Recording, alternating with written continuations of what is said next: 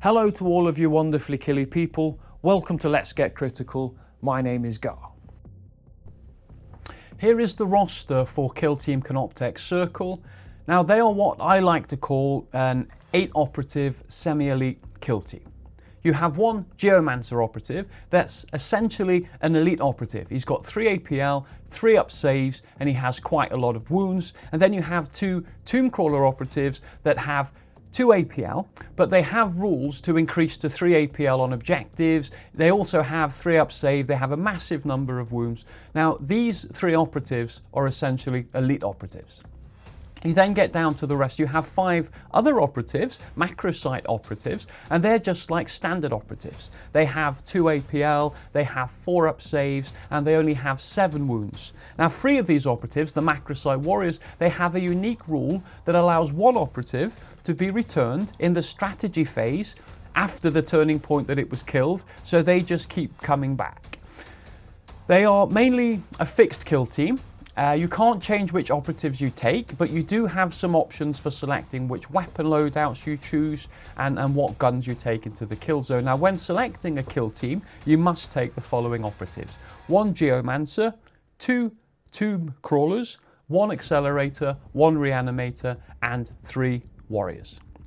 Only 1 Tomb Crawler can have a Transdimensional Isolator. They can both have twin Gauss Reapers, or you can have one with a twin Gauss Reaper and one with a Transdimensional Isolator, but obviously 2 of them can't have Transdimensional Isolators. And for the Warriors, you get a choice between a Gauss Scalpel or a Tesla Caster. So they are essentially a 1-box kill team.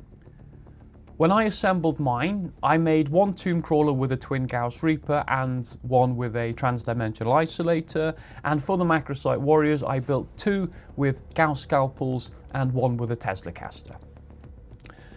For those of you using the Approved Ops Mission Pack, you select your TAC op from the Recon or Security archetype. If you're playing using the Preliminary Ops in the Core book or the Kill Team Light rules found on the app, you don't have to worry about those. Let's look at the faction rule for Canoptek Circle Kill Team. Canoptek Circle faction rule, Obelisk Node Matrix. As a strategic gambit, in the first turning point, place your 3 Obelisk node markers wholly within your territory. As a strategic gambit, in each turning point after the first, you can move your Obelisk node markers up to 3 inches each. Your Obelisk node markers control other markers within 1 inch of them that no enemy operatives can test. Treat your Obelisk node markers as friendly operatives for this purpose. If more than 1 player would use their Obelisk node markers to control the same marker, no Obelisk node markers control it. Whenever one of your Obelisk node markers is within 6 inches horizontally of another of your Obelisk node markers, these markers and the area between them create an Obelisk node matrix above and below. In other words, their height in the kill zone is irrelevant. If all 3 of your Obelisk node markers fulfill this, it creates a larger combined Obelisk node matrix. Whenever a friendly Canoptek Circle operative is within your Obelisk node matrix, weapons on its data card have the accurate 2 weapon rule, and you add 1 to its APL stat to a maximum of 3. And underneath is a diagram there showing you some of the Obelisk node matrices and the distances between them. So, wow, that's a long rule. But don't worry, I mean, it's not as bad as you think it is. I'm going to go through it again step by step in my own words because quite a few people I play against find it difficult. So in the strategy phase of the first turning point, you place your 3 node markers wholly within your territory.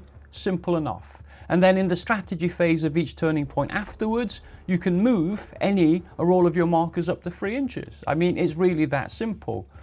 Now, your Obelisk node markers control any objective marker within 1 inch of them that does not have any enemy operatives on it. So if you've got a marker here and you've got a node, an objective marker, a node marker, well, because it's within 1 inch, technically it controls it, but just deem it as having no APL. So if the enemy come across and have an operative next to it, they take it off you. It's that simple. And if both players were playing with Canoptek Circle and you've got a node marker here, he's got a node marker there, and there's an objective in the middle, well, neither of them control it. They cancel each other out.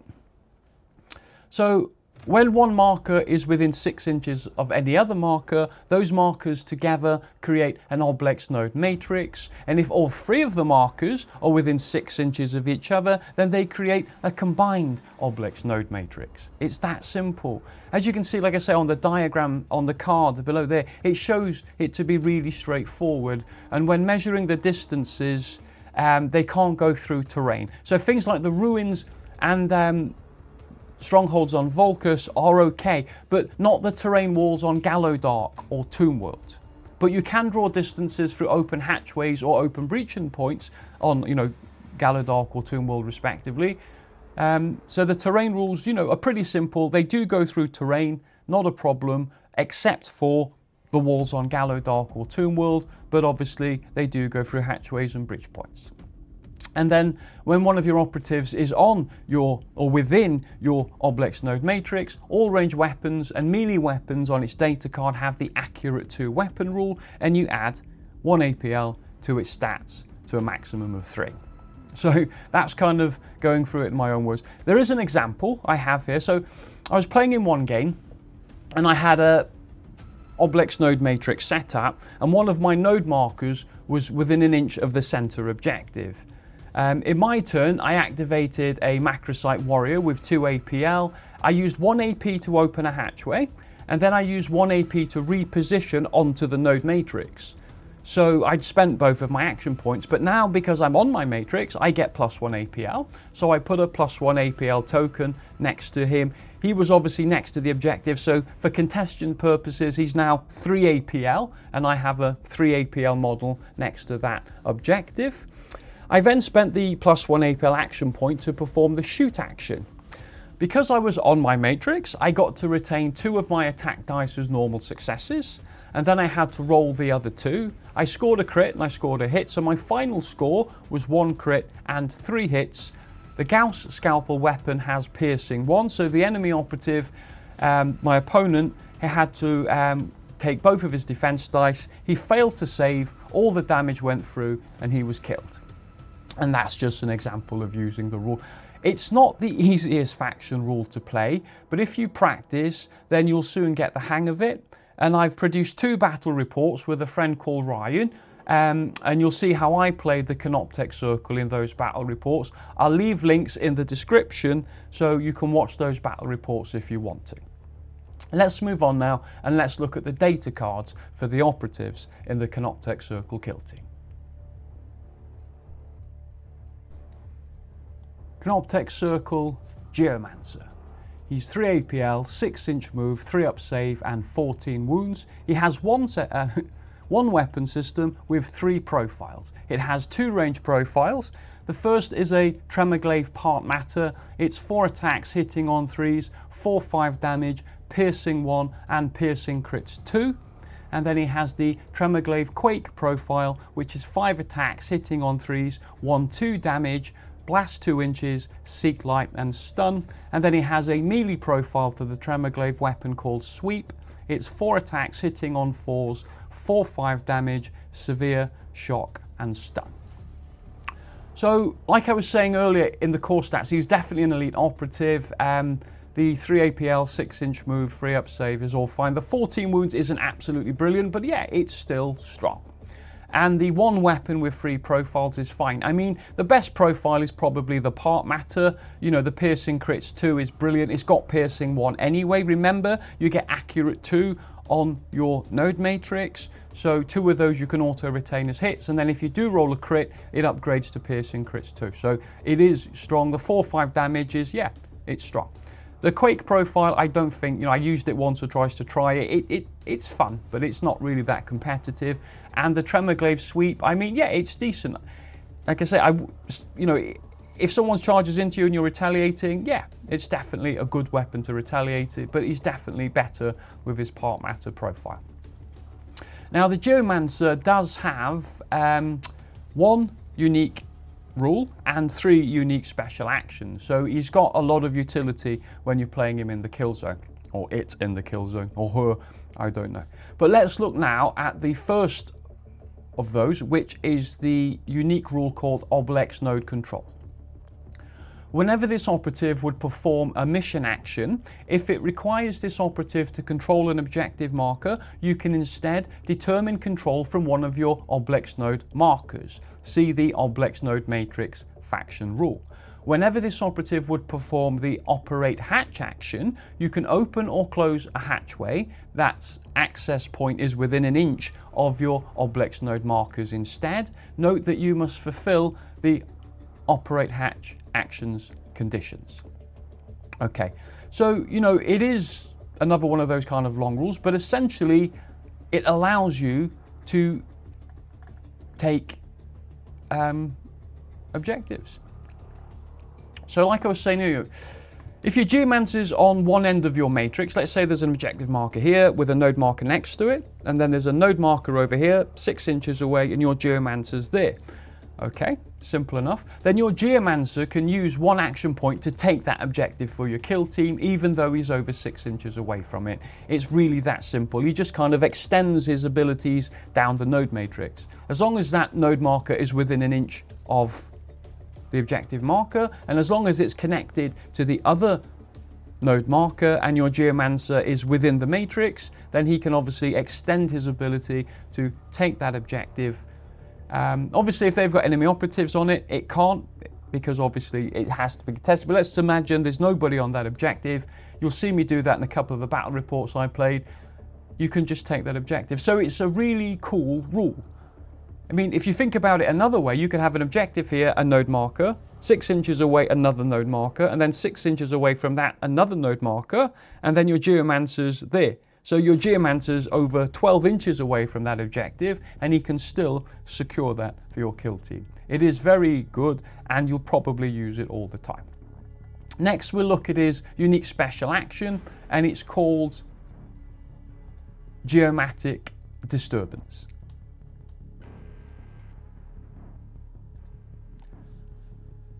Geomatic Disturbance is one action point. You select a point on a terrain feature. That point must be visible to and within 8 inches of this operative. Separately, roll 2d6 for each operative within 2 inches of that point. If the result is higher than that operative's remaining wounds, inflict damage on it equal to the difference. This operative cannot perform this action while it has a conceal order or while within control range of an enemy operative. So I have only used this special action once, and I used it just to try it out. It's not what I'd call competitive really. I'd save my action points for other things, but it is what I'd call great fun. The great thing about it is that the targets don't have to be valid targets. So if your opponent's got some, got them behind heavy cover with conceal orders, you can still get them. Another great thing is they don't even have to be visible. So if they're completely tucked in behind some terrain and you can't even see them, as long as the point on the terrain you pick is within 2 inches of them and visible to you, then it's still fair game to attack them. Yeah, it's great fun. It's better on little hordes and clumps of models who've already got some damage and some wounds, because if they've got 5 wounds and you roll 2d6, you have to get a 6 or higher. If you rolled an 8, you do 3 damage. If you rolled a 12, you'd obviously do 7 damage. It is pretty straightforward there, but try it for yourself in a few games and see how you get on with it. I'd rather, like I say, save an action point and use other stuff. But there might be some instances, like I say, when they're all clumped together, wounded and injured, and you can rain down some Tremorglaive onto them, but you'll have to try it for yourself. Next, we'll have a look at the unique special action called Canoptek Control. It's a support action, and it's one action point. You select one friendly Canoptek Circle Canoptek operative, visible to and within 6 inches of this operative. Alternatively, you can select one friendly Canoptek Circle Canoptek operative that's visible to this operative and within your Obelisk node matrix. Support doesn't apply to this selection. That selected operative can immediately perform a 1 AP action for free. It cannot move more than 2 inches during that action. This operative cannot perform this action while within control range of an enemy operative. So this is a really useful special action, and I've used it several times, and I'll probably keep on using it as well. I like to use mine to get one of my tomb crawlers to perform the shoot action, because they've got the best guns in the team.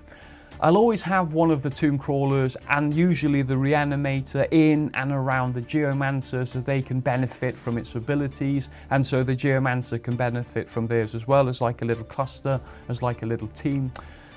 And by using this, my tomb crawler gets to shoot during its activation, and then it can shoot again when the Geomancer is activated using this Canoptek controlled special action, and sometimes it gets to shoot again during a counteract. Now,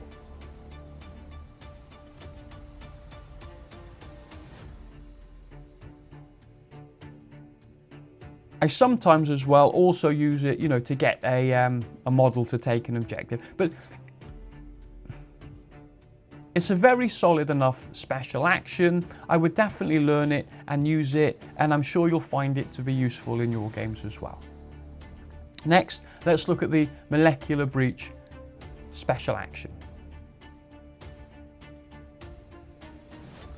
Support action, Molecular Breach 1 action point. Select one friendly Canoptek Circle operative visible to and within 6 inches of this operative. Alternatively, you can select one friendly Canoptek Circle operative visible to this operative and within your Obelisk node matrix. Support doesn't apply to this selection. And it says the next time the selected operative performs an action in which it moves, don't move it. Instead, remove it from the kill zone and set it back up wholly within a distance equal to its move stat, or 3 inches if it was a dash, horizontally of its original location in a kill zone that uses the close quarters rules, example kill zone Tomb World. This distance can be measured over and through the terrain, wall terrain, and the operative can be set up on the other side. Note that it gains no additional distance when performing the charge action. It must be set up in a location it can be placed, and unless it's the charge action, it cannot be set up within control range of an enemy operative. This operative can perform this action, this operative cannot perform this action while within control range of an enemy operative. So it's another long rule. Quite a lot of rules on the Geomancer. Now, this is another special action I think that's worth learning. I've used it in my games at the Newport Gaming Centre. I've used it on the battle reports on the channel as well, and you can find links to those in the description. It essentially just allows a model you select to go through terrain instead of having to go around it. The model still must be set up in a position it can be placed. What that means is like flat on the floor, not resting on the terrain. Its base has got to be flat on the floor. You can use the move, dash or charge action to go through the terrain. The model gains no additional distance when charging. And like I say, one of the best things is you can actually move through the walls on Tomb World and Gallowdark. That's what makes it very, very strong. And that's the last of the special actions for the Geomancer. And it's another one you should definitely learn, try and practice with. So that brings us to the end of the Geomancer, and as you can probably work out, he is a complicated character with lots of abilities, and there's lots of things that he can do. And the Obelisk node faction rule and the Geomancer are by far the hardest things to learn when you're playing with this kill team. But when you've mastered those rules and you've memorized them, the rest of the kill team is pretty straightforward. My final score for the Geomancer is absolutely brilliant, 5 out of 5. I mean, there aren't many characters like him in Kill Team. He doesn't, that have so many action points and so many abilities and things. It's well worth learning all of his rules, and essentially the whole Kill Team revolves around him. But now let's look at the next operative in the Canoptek Circle Kill Team. Canoptek Tomb Crawler, 2 APL, 5-inch move, 3 up save and 21 wounds. There are 2 weapon options for the Canoptek Tomb Crawler. First, you have the Transdimensional Accelerator, which is 5 attacks, hitting on 4s, 5/6 damage, and the Dimensional Banishment weapon rule. And then you have the Twin Gauss Reaper, which has 2 profiles. You have the Focus profile, which is 5 attacks, hitting on 4s, 4/5 damage, piercing 1 and severe. And it has the Sweeping profile, which is 4 attacks, hitting on 4s with 4/5 damage, piercing 1, severe, and torrent 1. And regardless of which range weapon you choose, they've both got the same melee weapon, which is called claws, and it's 4 attacks hitting on 4s with 4/4 damage. So, like I say, you get to take 2 of these tomb crawlers. The core stats are the same, the melee weapon's the same. The only thing you choose is the Transdimensional Isolator or the Twin Gauss Reapers. You can have 1 with a Transdimensional Isolator, or you can have 2 with Twin Gauss Reaper. You know, you can't take 2 with a Transdimensional Isolator. Both weapons are actually quite strong. I prefer the Transdimensional Isolator. It has the Dimensional Banishment rule, which we'll go through just now. Dimensional Banishment. After this operative uses this weapon, if you inflict damage or retained any critical successes, if the target wasn't incapacitated, you roll 2d6. If the result is higher than the target's remaining wounds, then that target is incapacitated, taking precedence over rules that prevent incapacitation. So rules like Medic and the Felgor Ravener Frenzy rules. And your opponent cannot place a reanimation marker, think for the Hypershielding Circle, for that operative if relevant. So it's a really, really fun rule, and I always try and use it. The Transdimensional Isolator weapon can only be taken once, like I said, and I don't see why you wouldn't always take it myself personally. The base profile is strong already, and like I say, it gets accurate too if you're on your Obelisk node matrix. And this unique rule, it makes it much more fun than the normal Twin Gauss Reaper.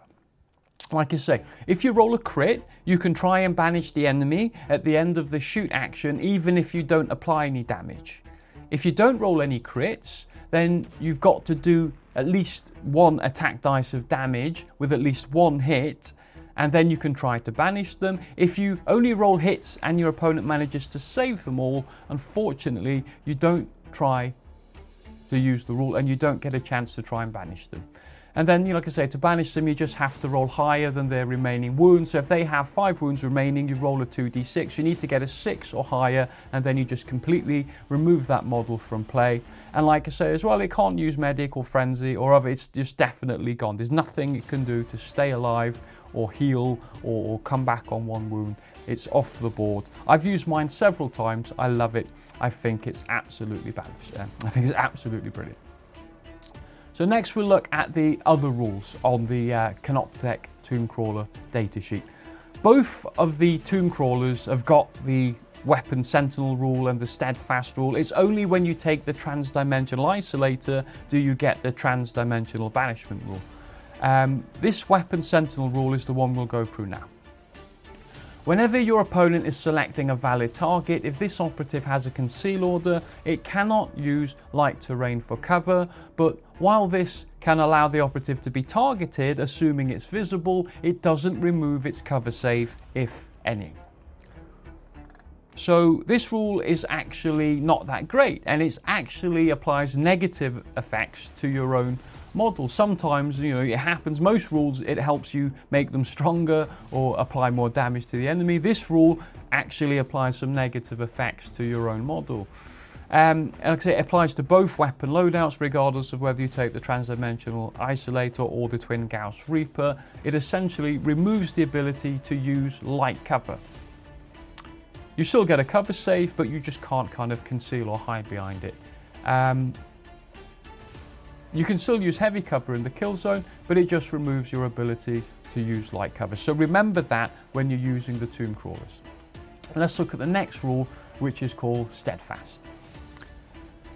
Steadfast, whenever determining control of a marker, you can treat this operative's APL stat as 3. If you do, this takes precedence over all other rules, meaning any changes to its APL stat are ignored for this. So again, this is usable on Twin Gauss Reaper or Transdimensional Animate. It doesn't matter which weapon you take, it's a rule for the Tomb Crawler. And I think personally this rule is pretty awesome because, like I was saying at the beginning, you know, these are essentially elite operatives. They have 2 APL, but if you have them on the node matrix, they get +1 APL. But if you have them, you know, contesting objectives, then they're permanently 3 APL for contestant purposes, and things like stun grenades and all these other tricks that they can do for -1 APL, it doesn't affect them. They remain permanently 3 APL. It doesn't, like I say, give them any extra APL to do actions with. It's the node matrix rule that allows them an extra APL to spend on actions. And like I said at the start of the video, you know, that essentially makes them elite. Now I'm going to give the tomb crawlers a very solid 4 out of 5. When they're not on their node matrix, they're nowhere near as strong as they are when they're on it.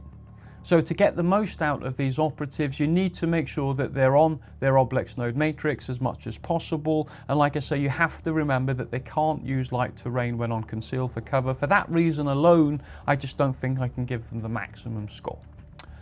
Let's look at the next operatives for the Canoptek Circle kill team. Canoptek Macrosite Accelerator, 2 APL, 7-inch move, 4 up save and 7 wounds. Has 2 weapons, a ranged weapon called Spark, which is 4 attacks, hitting on 4s, 2-3 damage, range of 4 inches, piercing 1, and then a melee profile of Claws and Spark, which is 3 attacks, hitting on 4s, 3-4 damage, lethal 5 up and stun. So this is the first of the macrosite operatives. Like I said earlier in the video at the beginning, the 5 kind of standard operatives. Now the 2 APL is kind of normal, standard. The 7-inch move is really good. The 4 up save is decent, and the 7 wounds means you've got to be careful with these guys. They do die quickly. They've all got 7 wounds. Now his weapon profiles are very much pretty lame. The 4 attacks on 4s, 2-3 damage is, you know, just a decent weapon, and the Claws and Sparks is just a decent weapon as well. I mean, the lethal 5 up and stun. There's nothing overpowering about his weapons at all. They're just mediocre. They're just decent. Now the Canoptek Macrosite Accelerator, he does have 2 special actions. So we'll go through those now.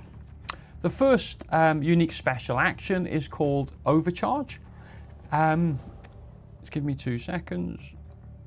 Select, it's Overcharge, it's 1 action point. Select 1 friendly Canoptek Circle Canoptek operative, visible to and within 3 inches of this operative. Alternatively, if this operative is within your Obelisk node matrix, you can select 1 other friendly Canoptek Circle Canoptek operative within your Obelisk node matrix. Until the end of that selected operative's next activation, you add 1 APL to its APL stat. This operative cannot perform this action while within control range of an enemy operative. So it's essentially the standard +1 APL. Many kill teams have got some type of support character or some type of ability that can do this. I like quite often to use this to give the Geomancer an extra 1 APL. Remember, he's already 3 APL, so that takes his APL stat up to 4. For that reason alone, being able to donate an extra APL to, you know, it does make him pretty strong in that respect. It's pretty much the same as the other operatives that have the same ability. It's a pretty straightforward rule. If you play quite a lot of kill team, you'll find, you know, many kill teams have the rule. And I often, you know, keep this guy as well around, like I said, the Geomancer and the Tomb Crawlers, and I can then donate the extra APL to then make them up to 3 or 4 APL respectively. Yeah, it's a good action. Let's look at the next action, which is called Cranial Overload. It's also 1 action point, and you select 1 enemy operative visible to and within 3 inches of this operative. Alternatively, if this operative is within your Obelisk node matrix, you can select 1 enemy operative within your Obelisk node matrix, and until the end of that enemy operative's next activation, you subtract 1 from its APL stat, and this operative cannot perform this action while it's within control range of an enemy operative. So the other special action allows him to reduce an APL. He can give an APL to your team, or he can -1 APL from the enemy. And this is really useful. And it caused no end of havoc against a player called Stu, who I played against at the NGC Newport Gaming Centre. He had the Hearthkin Dozer operative behind some cover next to an objective, and I moved in with my Accelerator, and I used this special action to reduce him down to 1 action point. And in the next turning point, he was stuck at only 1 action point, so he couldn't really do anything. He couldn't charge in and fight. He could charge into me, but he didn't have the AP to fight. So he tried a pistol shot, and it didn't kill my Accelerator. And then during my activation, I used this again to make him -1 AP, and then I took the objective, and this just carried on until the end of the game. I said that I just kept the Dozer. I changed his name to Dozy because I just kept the Dozer at -1 APL, and there was nothing he could do. He couldn't charge in and fight because he'd need 2 APL. So, and all his attempts to kill me with the pistol failed. And it wouldn't have mattered anyway because my Reanimator had line of sight on the Accelerator to reanimate him, even if he'd managed to kill him. It was really great fun, and that corner of the board, it really worked out. And Stu, you know, thanks for the great game, mate. Yeah, so it is a fun rule. All in all, though, I'm only going to score the Macrosite Accelerator a 3 out of 5. Okay?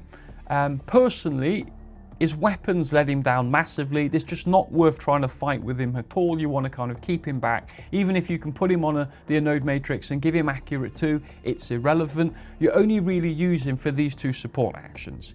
Like I say, I generally keep a clump of models, Geomancer, Tombcrawler, Reanimator. I keep them together. I like to keep the Accelerator within 6 inches of those, or sorry, within 3 inches of those, so I can reposition and then obviously donate an APL to like the Geomancer or the Tombcrawler, or I'll use it for -1 APL around an objective. But I think the best score I can give this guy is a 3 out of 5. You have to work hard to get the value out of him. And you have to be really patient and pick your spots and actually work hard. But let's look at the next Canoptek Circle operative.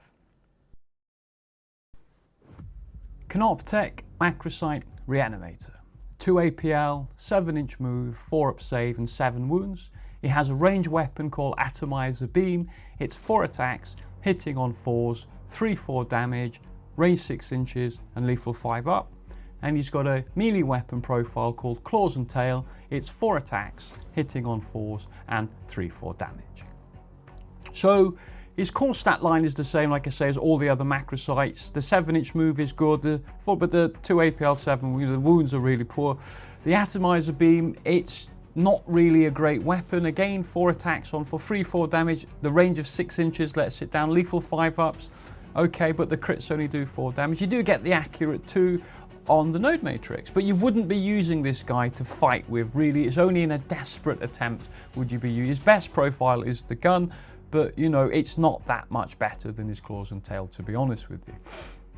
The Macrosite Reanimator obviously is like a medic for the kill team, and he does have a unique rule, and he does have a special action.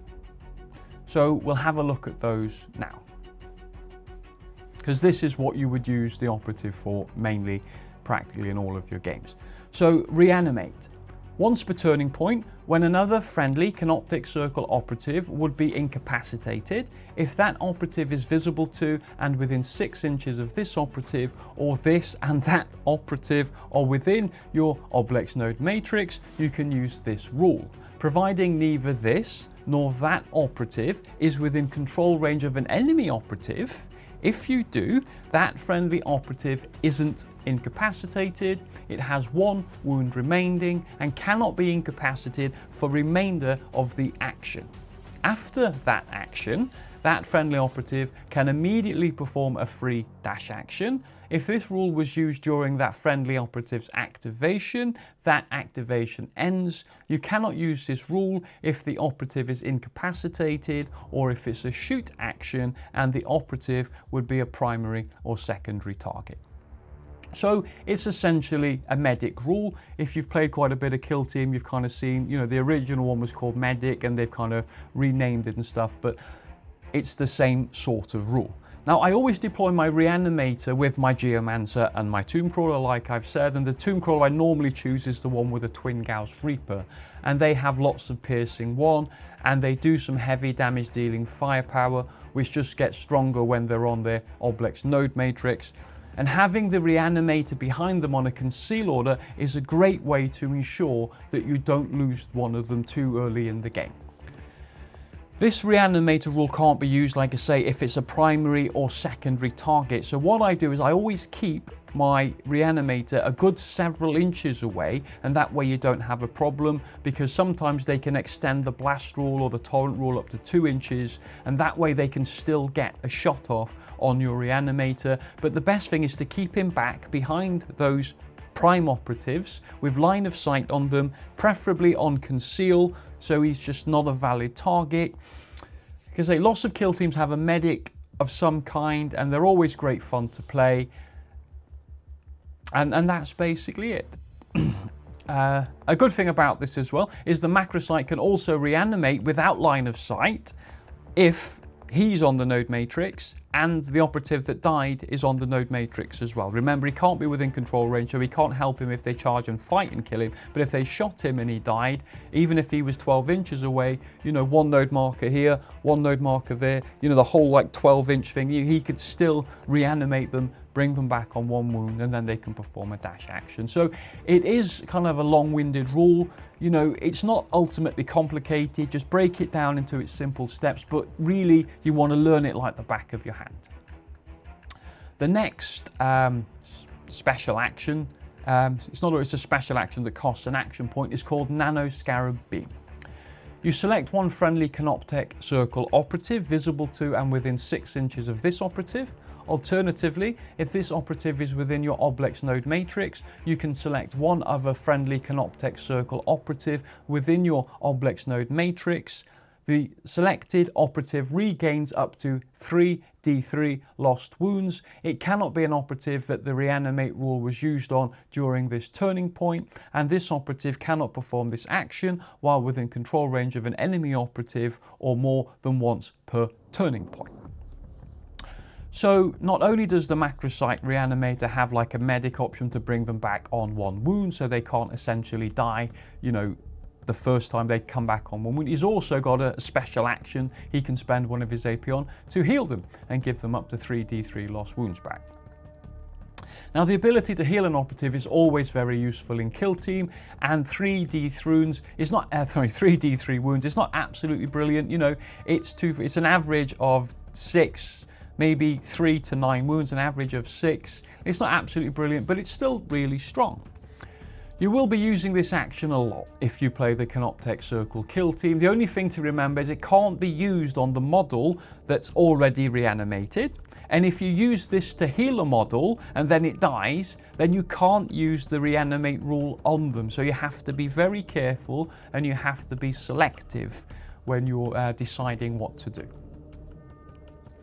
It can be tricky to figure out what to do with him sometimes. Shall I heal them, but then I can't reanimate them? Or shall I just let them be there on a few wounds, and then when they're killed, then I can reanimate them, you know, when they're dead? That's like the really tricky part to play, and it's very much, you know, just the way it goes. The final score for this operative is going to be a solid 4 out of 5. The 7-inch move and the 4-up save on his core stats, you know, are decent. His weapons are only decent. The 7 wounds, you've got to be careful with him because he can easily get killed. But his Reanimate rule and the Nanoscarab Beam action makes him a solidly playable operative. But there's nothing that I can give him an absolute high score of 5 out of 5. Like I say, when I play mine, I have the Geomancer and the Tomb Crawler with a Twin Gauss Reaper, and I always have the Reanimator tucked in behind them. You know, you'll see in the battle reports, which is in the description of this video, and you'll see how I played him on 2 occasions. But for now, let's look at the next Canoptek Circle operative. Canoptek Macrosite Warrior, 2 APL, 7-inch move, 4-up save, and 7 wounds. There are 2 weapon options when taking a Canoptek Macrosite Warrior. The first weapon option is a Gauss Scalpel, which is 4 attacks hitting on 4's 3/4 damage and piercing 1. And the second range weapon option is Tesla Caster, has 2 profiles. Focus profile is 5 attacks hitting on 4's 2/3 damage, and the Living Lightning profile is 5 attacks hitting on 4's 2/3 damage with Blast 2. and regardless of which range weapon you take, it has one melee profile, which is called Claws and Tail. It's 4 attacks hitting on 4s, 3/4 damage. So this is the final macrosite, and it's the macrosite warrior. When you take the 5 macrosites, you get 1 accelerator, 1 reanimator. You get to take 3 of these macrosite warriors. When I put my box together, I did 2 with Gauss scalpel weapons and 1 with a Teslacaster. So, like all the other macrosites, you know, the 7-inch move, the 4-up save is decent, the 2 APL is kind of standard, and the 7-inch wounds is pretty naff. You've got to be careful there. The weapon profiles, like the Gauss scalpel, is not, you know, the piercing one, I suppose, makes it a little bit strong. The Teslacaster, you know, I don't really rate that weapon at all. I think most people who play this competitively will take 3 Gauss scalpels, but I just did one with a Teslacaster, so I could play this in the review. I instantly didn't like the look of it, to be honest with you. It's pretty good against Horde teams, I suppose, but who plays Horde teams anymore? And the Claws and Tail, the 4 attacks hitting on 3/4 damage, it's just like a Retaliator. You'd never really charge in and fight, unless of course they had 1 wound remaining, but you'd still always prefer to shoot. Now, it's a mediocre operative as far as its core stats go, but it does have some pretty cool rules. So we look at those just now. There are 3 unique rules for the Canoptek Macrosite Warrior, and it doesn't matter which weapon profile you take. This applies to the Teslacaster or the Gauss Scalpel. The first rule we'll look at is called Aggressive Defense. If this operative is incapacitated by an enemy operative within 2 inches of it, before this operative is removed from the kill zone, roll 1d3 on a 2-up, inflict damage on that enemy operative equal to the result. So this is one of those rules that's easy to forget. I played some battle reports and I don't think I used it. I've only used it a few times. I've forgotten quite a lot. It's only like the last games. I've played 7 games with the Canoptek Circle. It's only like the last 2 or 3. I just kept forgetting it. But every time that someone charges into it or kills it in close range with a gun, because you've got to be within 2 inches of it. So they've either got in really, really close range with a ranged weapon or a melee attack. You just essentially roll 1d3 dice for that enemy operative. On a 3 and a 4, well, on a 2 they take a point of damage, on a 3 and a 4 they take 2 wounds of damage, and on a 5 or a 6 they take 3 points of damage. It's really straightforward if you remember it, and it just allows you to hit back against those close range attacks and those melee attacks. So, you know, it's a cool rule, just make sure you remember it. The next we're going to look at is the expendable construct. This operative is ignored for your opponent's kill elimination op, when it's incapacitated, and when determining your starting number of operatives. It's also ignored for victory conditions and scoring VPs if either requires operatives to escape, survive, or be incapacitated by enemy operatives. If it escapes, survives, is incapacitated, determining how many operatives must escape, survive, or be incapacitated. So this is another really good and really simple rule, really. So essentially, even though there are 8 operatives in the kill team, when you go to the kill grade to determine your kill op score, it's deemed to be a 5 operative kill team, because these 3 macrosite warriors aren't included on that table, on that chart. It's a 5 operative team. And because your opponent can't score kills from killing them, you know, they really have to concentrate on other operatives to secure points and win. And then you can use these to essentially harass your opponents and really put pressure on them to waste action points. And when they have to deal with them, you can use them to do blocking maneuvers like blocking accessible points and blocking hatchways. And I always make sure that the macrosite warriors are in front of my more valuable models like the tomb crawlers and the geomancer, and I kind of use them like you'd use pawns on a chessboard.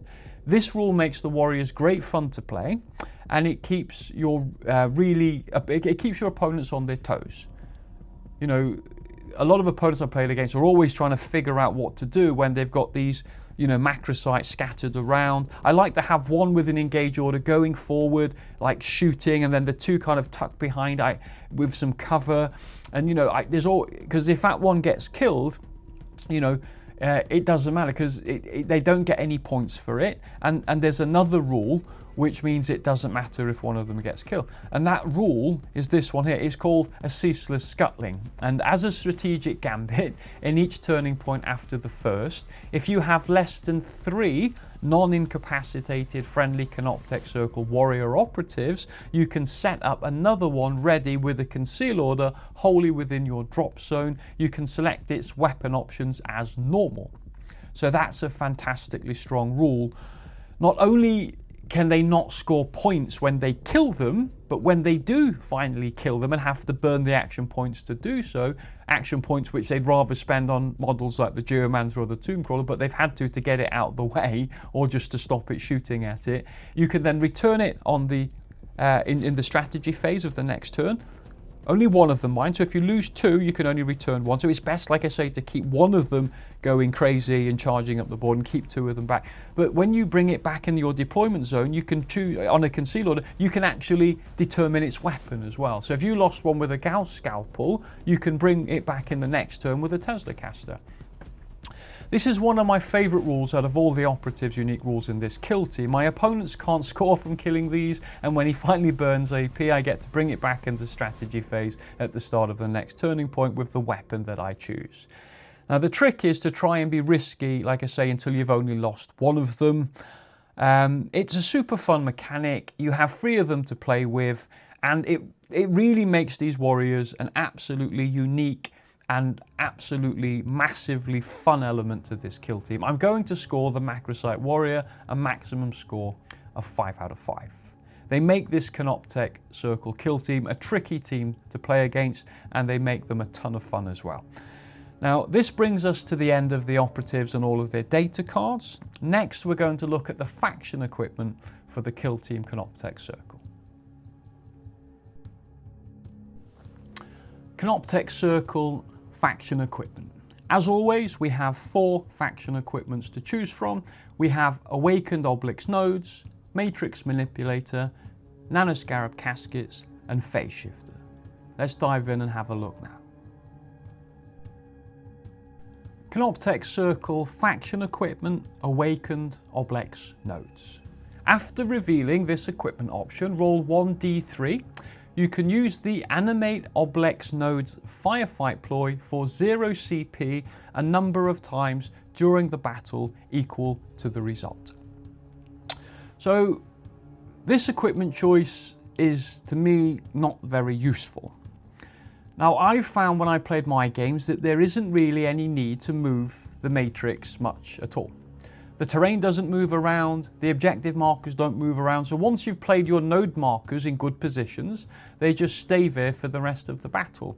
And you can already move the matrix node markers up to 3 inches during the strategy phase anyway. So why would I take an equipment option that lets me play a ploy that allows me to move them during the firefight phase? You know, I got to move them before the firefight phase.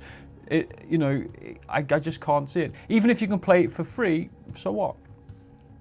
I didn't find this useful at all. I kept looking at it and thinking, right, do I need to move my node markers? You know, should I move my node markers and change the formation of my obelisk matrix? You know, and the answer is always no. I'm going to give this a score of 2 out of 5. And the reason I gave it more than a 1 was because maybe if you made a mistake and you did put your markers in the wrong place, then you could play this and use the Awakened Obelisk Node Firefight ploy and move them during the firefight phase. Also, you could be really trappy. You could kind of set your matrix up like this, thinking your opponent will move his models over here, and then a couple of activations later, you play this to then move your markers. But I think personally, if you place them properly in the strategy phase, then you won't need to use it. So I'm going to give it a score of 2 out of 5. Canoptek Circle faction equipment, Matrix Manipulator. Once per battle, during a friendly Canoptek Circle operative's activation or counteraction, you can use this rule. If you do, until the end of that activation counteraction, a friendly Canoptek Circle Geomancer operative is treated as your 4th Obelisk node marker. So this is another one of those equipment choices that I didn't find to be very useful. I mean, I found that there isn't really any need to use it. I only found use of it once in all the games I played, essentially. And I used it to upgrade a tomb crawler when I was shooting. So let me try and explain.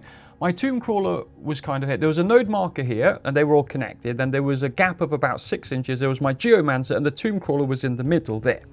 So my Geomancer and the tomb crawler were not on the matrix. So it didn't benefit from Accurate 2. And so when I activated him to shoot, I used this, and I used this once per battle ability to extend that node matrix marker here out to my Geomancer, who then became the 4th node marker for that one activation, which then meant that the tomb crawler was on the node matrix. And then obviously he got 2 APL, Accurate 2 on his weapon, and that was it. That was the only one instance I found for this equipment option to be any use whatsoever in the games that I played. Now I suppose if the Reanimator was on the other side of the kill zone on the matrix, I could have used a token when I activated him to use the Reanimator's ability, you know, to get the tomb crawler, because that would have connected the tomb crawler because he wasn't on the node matrix, if that makes any sense.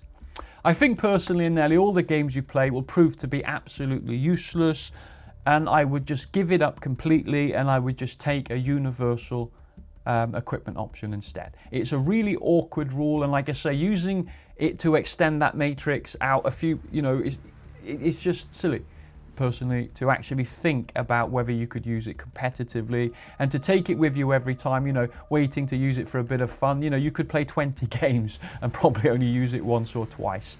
I'm going to score this a very lowly 1 out of 5. Realistically, you should take my advice. You will really use it, or if ever even need to use it, I definitely take something like smoke grenades or barricades instead.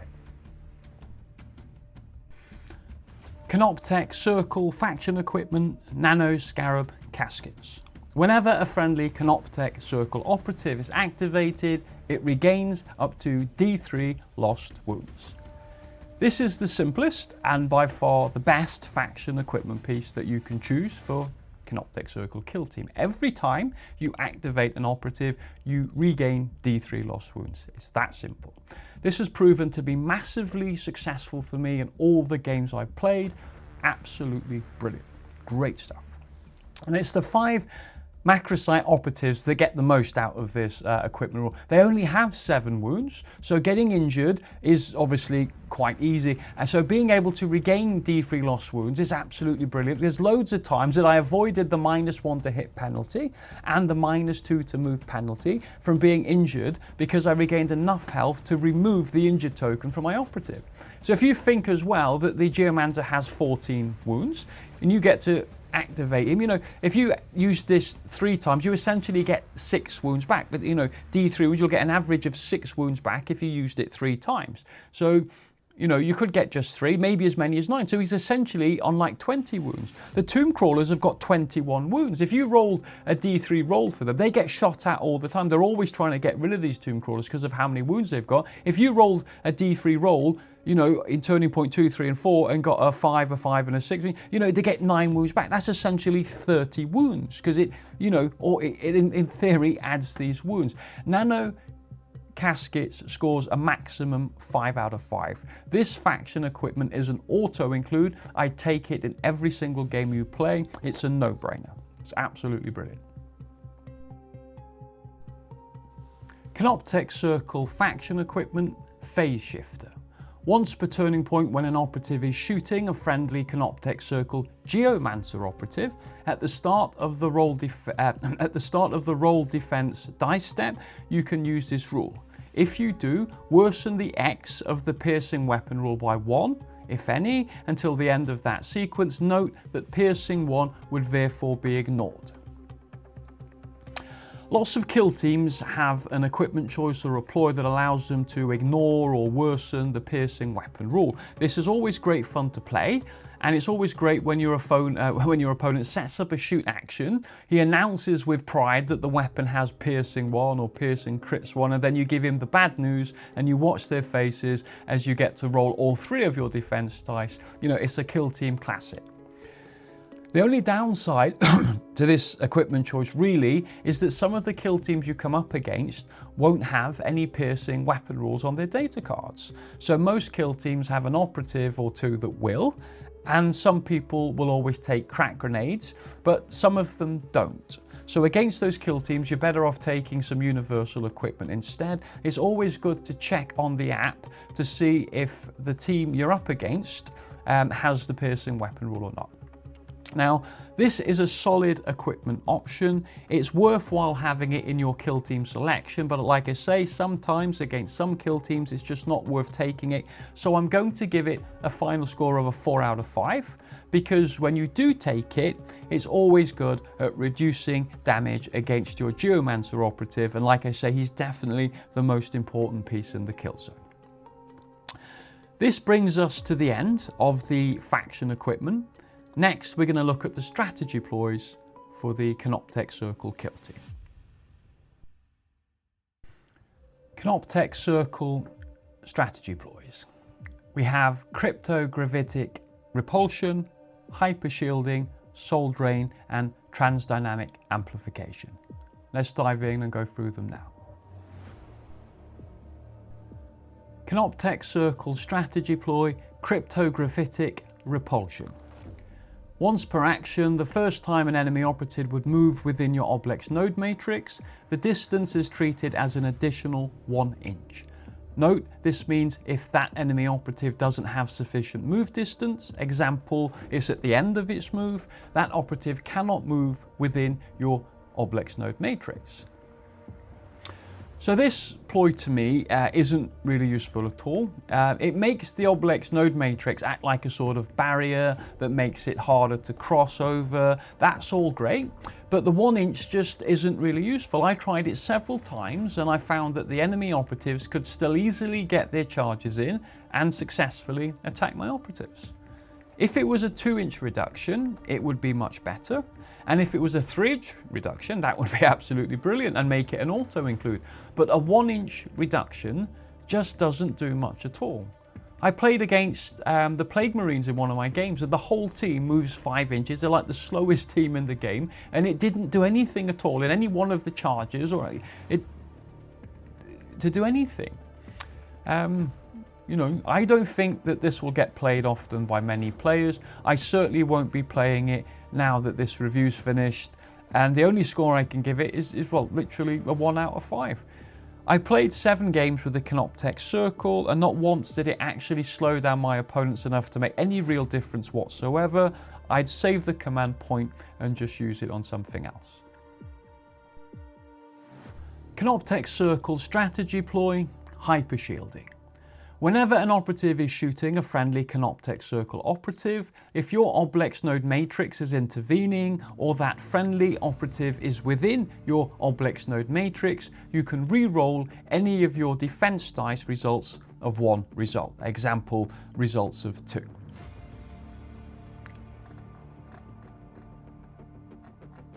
Bear with me, there we go. Sorry about that. This is this is a very strong defensive ploy to use. You do need to keep your operatives on or behind your Obelisk node matrix to get the best out of them, but that's kind of like the whole niche around this team. If you play this for 1 command point, then any of those operatives will get to reroll defense dice from ranged attacks. The operatives with a 3-up save obviously get some benefit for this, but those operatives with a 4-up save, essentially the macrosites, actually get quite a lot more. At the start of the turn, during the strategy phase, if you have some of your operatives benefiting from your Obelisk node matrix, which you should do quite a lot because that's the niche to this kill team, then you should really consider using this strategy ploy, and you should pay extra attention to how many of your enemy operatives have guns and, you know, whether they're going to move in and shoot them. If they don't have any guns, you know, then you obviously save the CP and try something else because it only works against range attacks. Think if you were going up against the Felgor Ravengers or something, you know, or another melee team. I can't give this the highest score available because it doesn't work for those operatives that are not on or behind the matrix, and it doesn't work when you're fighting or retaliating. But I think the highest score I can give this is a 4 out of 5. I found that there were more than enough times looking in the strategy phase where I got to use it, and it doesn't just give one reroll, remember, it gives like essentially ceaseless, so you can reroll. So if you have a really bad roll and you get a couple of ones or a couple of twos, then you get to do 2 rerolls. So for that benefit alone, I'm going to give it a final score of 4 out of 5. Canoptek Circle strategy ploy, Souldrain. Whenever an enemy operative is within your Obelisk node matrix, or whenever it's fighting or retaliating against a friendly Canoptek Circle operative that's within your Obelisk node matrix, subtract 1 from both damage stats of that enemy operative's melee weapons down to a minimum of 2 until the end of the activation counteraction. Note this means if the enemy operative moves through your Obelisk node matrix, apply this change at the end of that move action until the end of the activation counteraction. This is a damage reduction ploy to help your operatives defend against, incoming melee attacks, and it does, quite a good job. And there are 2 reasons that it works quite well. First is you don't have to be on your node matrix. You could be behind it and the enemy operative had to cross over it to charge into you and fight, and then you're still protected and their melee weapons normal damage and critical damage profiles are reduced. So that's strong. And secondly, it's a damage reduction down to a minimum of 2. And usually when you look at these in other kill teams, they only reduce the damage down to a minimum of 3. So if the enemy has 3-4 damage on its melee weapons, this is now reduced down to 2-3 damage instead. The damage reduction is applied to every attack dice, and I found that it really adds up and it does make, quite a bit of difference. Again, this is only really useful if you go up against people who are playing lots of melee kill teams, and against gunline teams, it's never really going to get played. But if you do find yourself looking at a lot of scary operatives looking to charge in and try and kill you, then this could be useful and worth spending a command point on. I'm going to give it a mediocre score, I think, of 3 out of 5. It has proven to be useful sometimes, but never massively. And one of the main reasons is the Macrosite warriors have only got 7 wounds.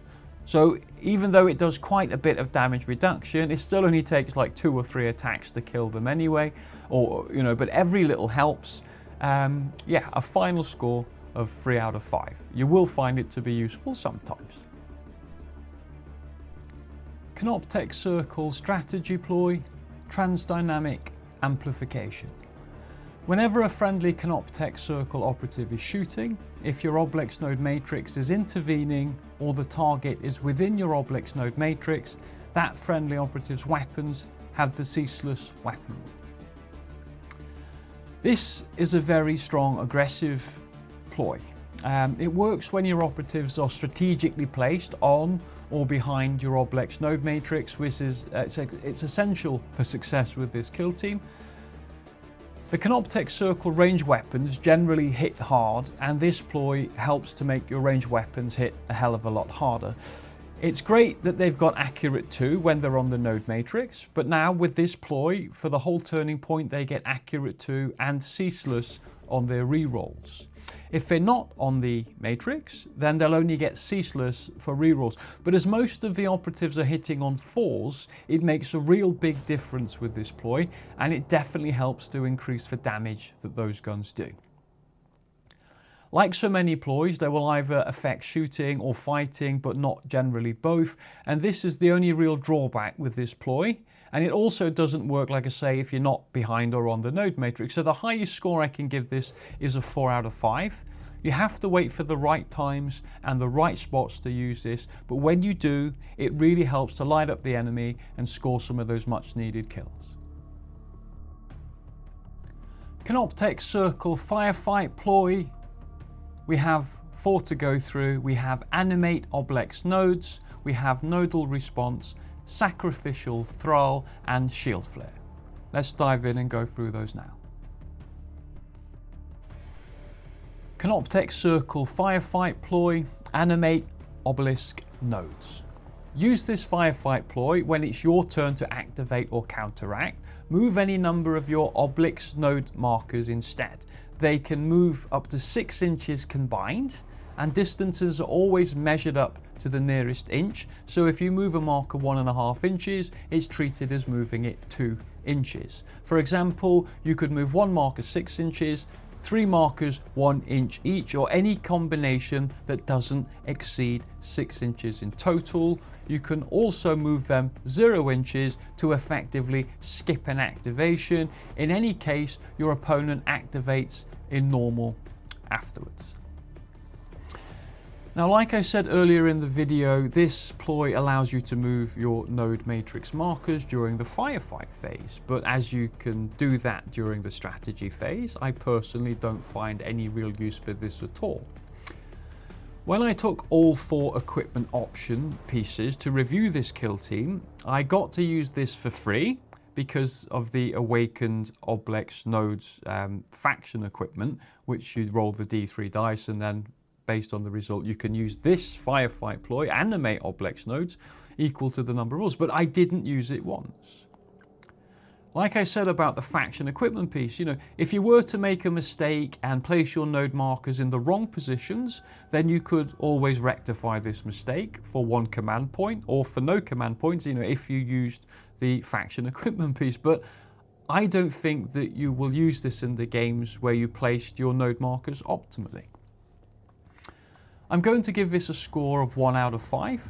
I just don't think the need to ever move your node markers in the firefight phase. I only move them in the strategy phase on a couple of occasions, and in most games I just put them in the kill zone and left them alone.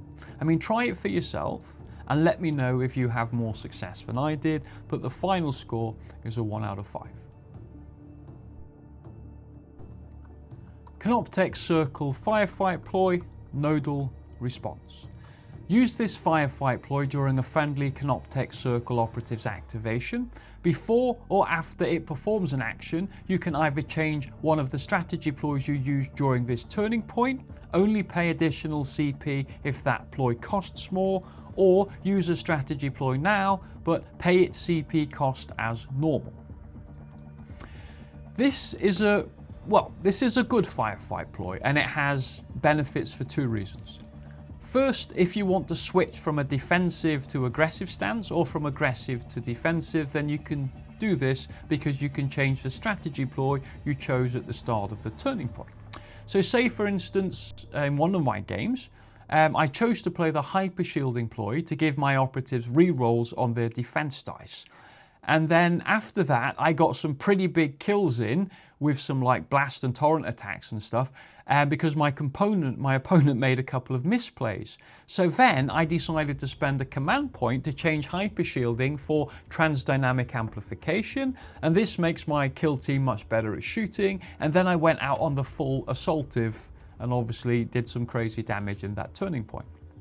So that was really good, being able to change, you know, from defensive to aggressive. And I suppose in other circumstances, you could do it the other way around, from defensive to aggressive.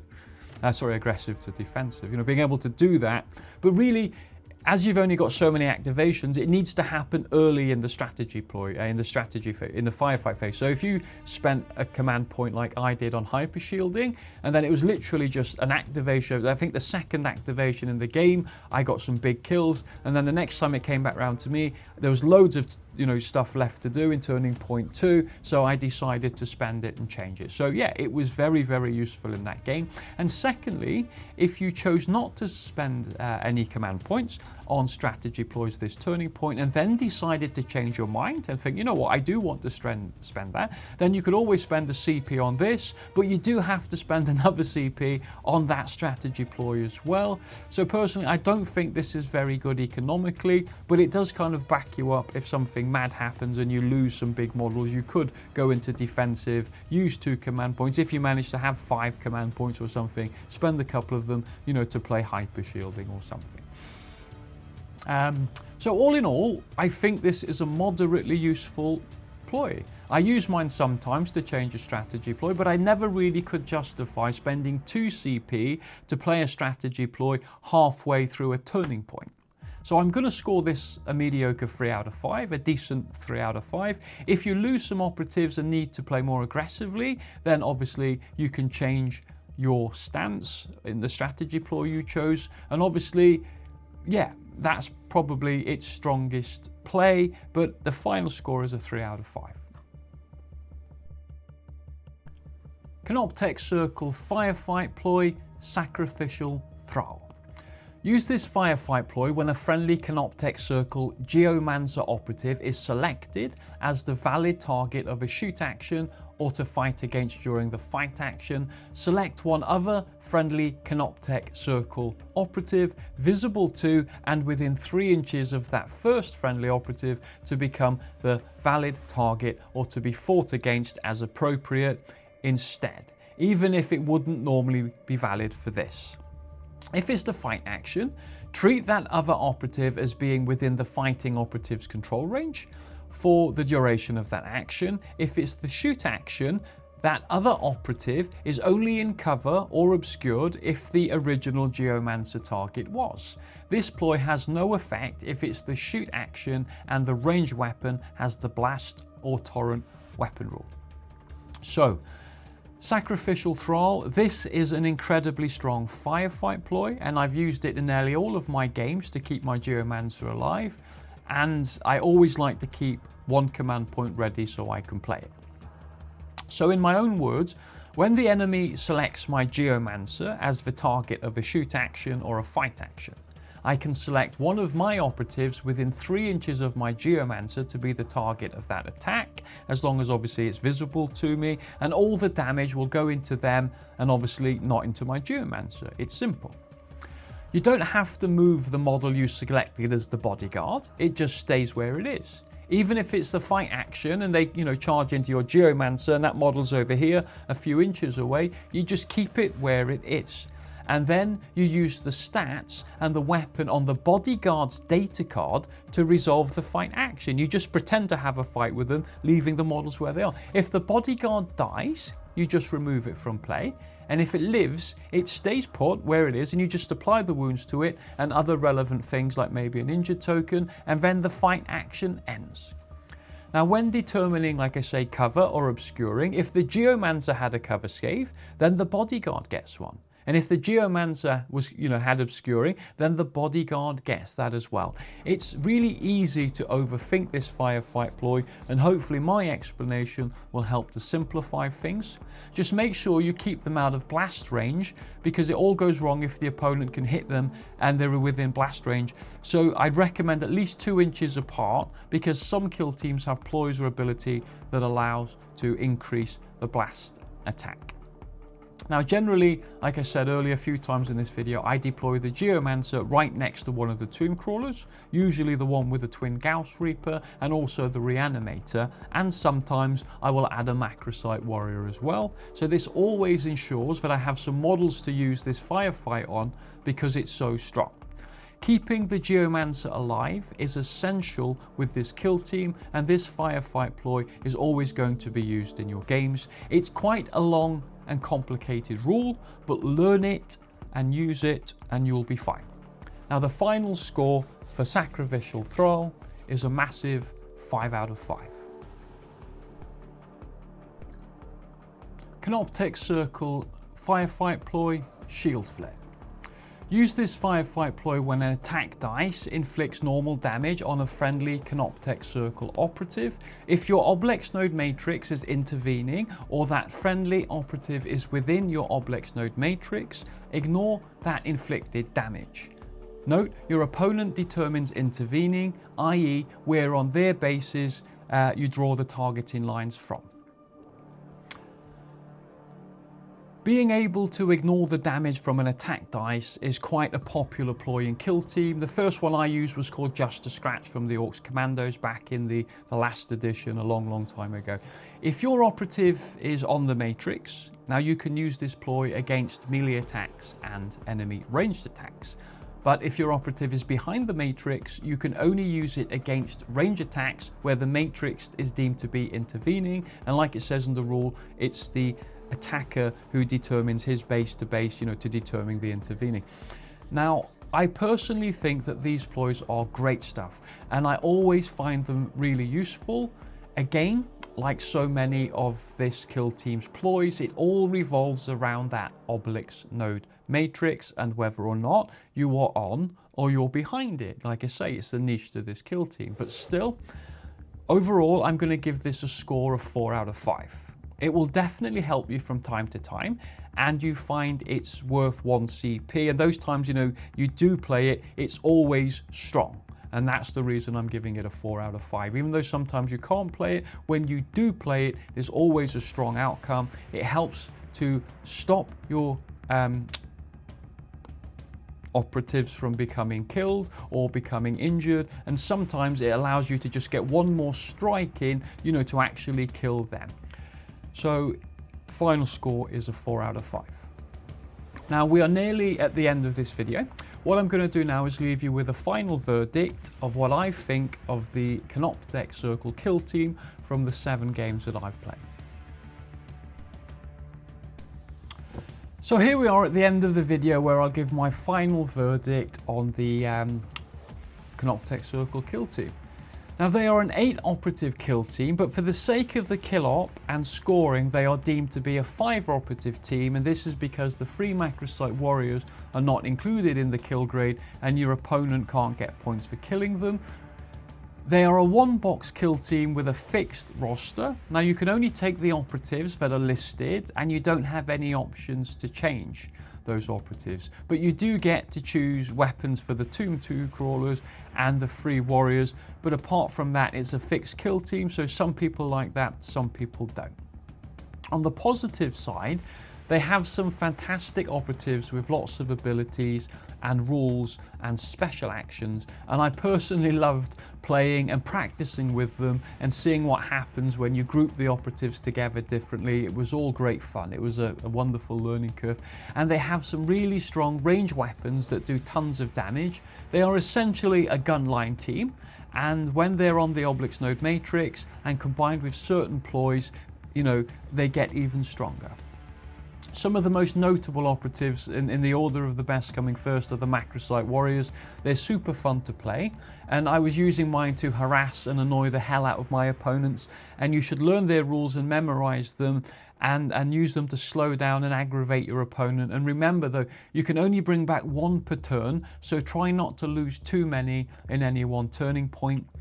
Next up is the Geomancer. He's a very fun and action-packed model with tons of different things to do in the kill zone. The whole team revolves around him and his ability, so always keep him safe until like turning point 3, and then you could just come out hell for leather and go on the attack. And the final notable mentions are the Tomb Crawlers. They have tons of wounds and a free up save, and they have great guns, and everyone I played against said that they hated them. It was great stuff. Now on the negative side, the faction rule is complicated, and how all the models work around the node matrix rule is also tricky and complicated. It took lots of practice sessions to get it right, but it is worth practicing until you can play the kill team effectively. And the final negative, I think, are the mixed bag of equipment and ploys. 2 of the faction equipments are just completely useless. I take universal equipment instead. And the other 2 are really strong. And the ploys contain another couple of crap ones, and the rest were only strong in kind of certain circumstances. But I suppose the node matrix rule gives the kill team the lion's share of their competitiveness. All in all, they are a tricky to learn kill team, and some of the rules are complicated and long, but learning them will give you a kill team experience that's kind of unique and altogether a lot of fun. When they are on the matrix and they're all set up in good positions, they almost seem overpowering and really hard to defeat because they dish out a lot of damage. But when they're not on the matrix and they're all in bad positions, you can easily lose the 5 macrosites and only be left with a few operatives to try and win the game. My final score from my 7 games for the Canoptek Circle kill team is a 4 out of 5. I've had a great time making this video. Thanks for watching Let's Get Critical. Have a great day. Bye bye.